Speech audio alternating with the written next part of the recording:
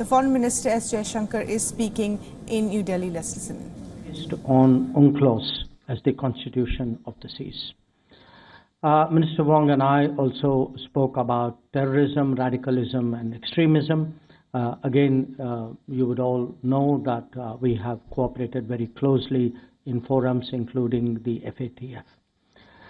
In terms of regional and global issues, we discussed understandably in great detail what is the current situation in West Asia or the Middle East. We spoke on our region, that is South Asia. Minister Wong spoke to me about their region, particularly the Pacific area. We discussed Southeast Asia, ASEAN, where we actually approach it literally from the two ends. And of course the larger Indo-Pacific region as well.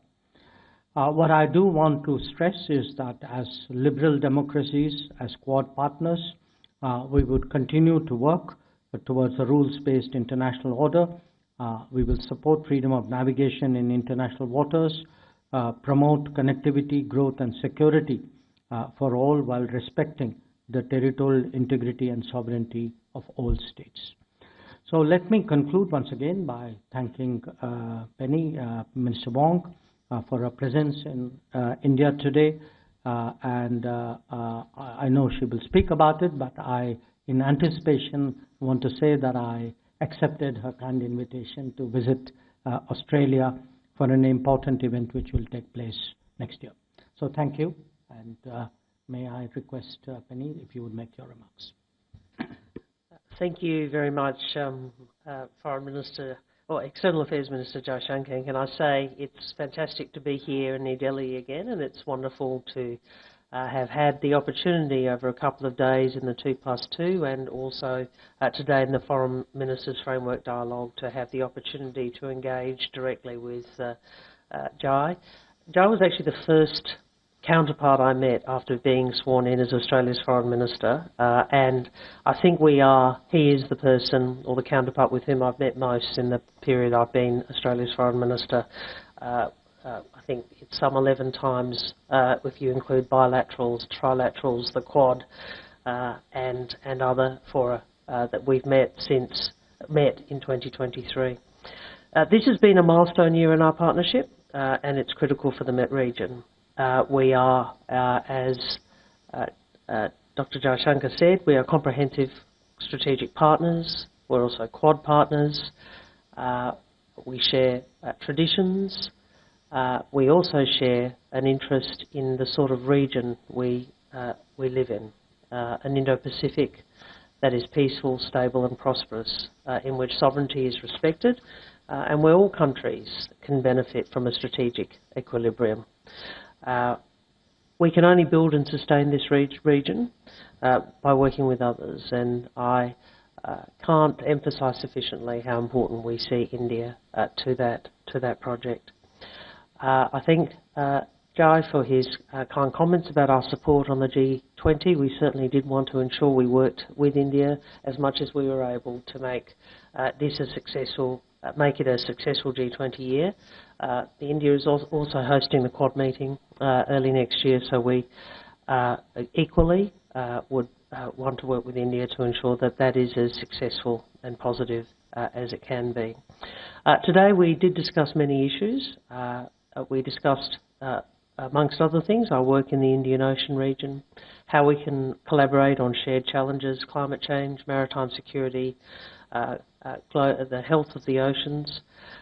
We're at either end, literally, of the Indian Ocean, and we have the largest Indian Ocean coastlines of any nation.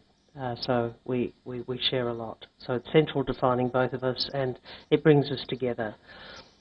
So as Jai referenced, I'm pleased to confirm today that Australia will host the Indian Ocean Conference in Perth in February of next year.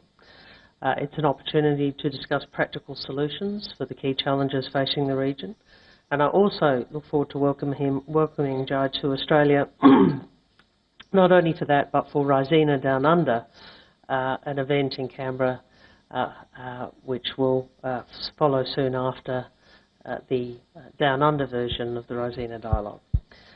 We discussed in today the momentum we're seeing in our economic engagement, educational links and people ties more broadly. We're obviously working hard to expand this cooperation, including through a new 1.5-track strategic dialogue.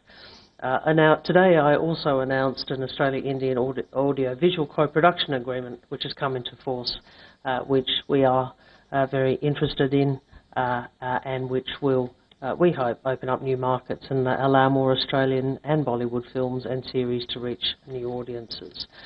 There's a lot we can discuss, but I want to close the opening remarks by again reiterating my thanks to Jai for his intellectual contribution to multilateral and regional issues, for his personal engagement and for ensuring that he is such a competent and insightful partner for us as we continue to grow this very important bilateral relationship. Thank you, Honourable Ministers. If I could open the floor for questions, let me start. Okay, Prime Minister. Yeah, please, microphone behind you. Please introduce yourself and the organization you represent. Hello, Ministers. This is Rishabh from Times. Now, my question is to External Affairs Minister Dr. Jaishankar. Dr. Jaishankar, in the meeting yesterday and today with your counterpart, was Israel-Hamas conflict discussed?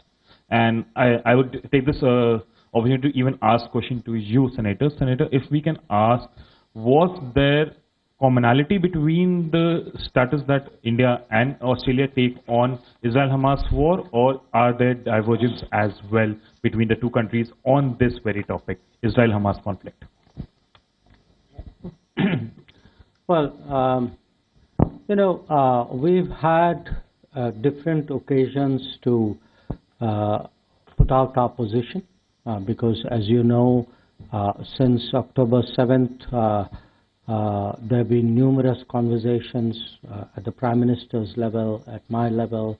The spokesperson has also spoken. So let me sort of stitch it all together and in a way summarize what is our position. There are different aspects of the very complex and challenging situation that we face today. One, of course, is terrorism, what happened on October 7th. And we think nationally as well as the international community that we should never compromise terrorism. We should be very clear about it. So there is that, therefore, that basket, and to it also the hostages issue.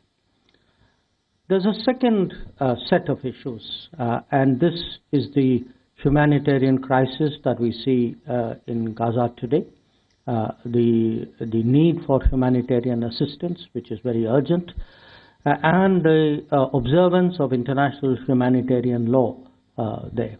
So that's the second set of issues. And the third set of issues relate to the rights and the future of the Palestinians. That too has to have a solution. And that solution, in our view and in the view of many countries in the world, can only come from a two-state solution. So today, I would say the consideration of the situation in West Asia is, if you have these three broad sets of issues, we have to find a way by which all of them are addressed. When we hear one asserted at the expense of another, that is not really going to lead to a way forward. So I think the challenge for all of us collectively is that how do all these facets of what is clearly a complicated issue, which has a history to it, how do we deal with all of them? I think that is really what we discussed. All right, that is the External Affairs Minister S. Jaishankar and his Australian counterpart Penny Wong. They're holding a press briefing during the 2+2 Ministerial Dialogue taking place here in India ahead of the possible Quad Summit that is likely to take place in January.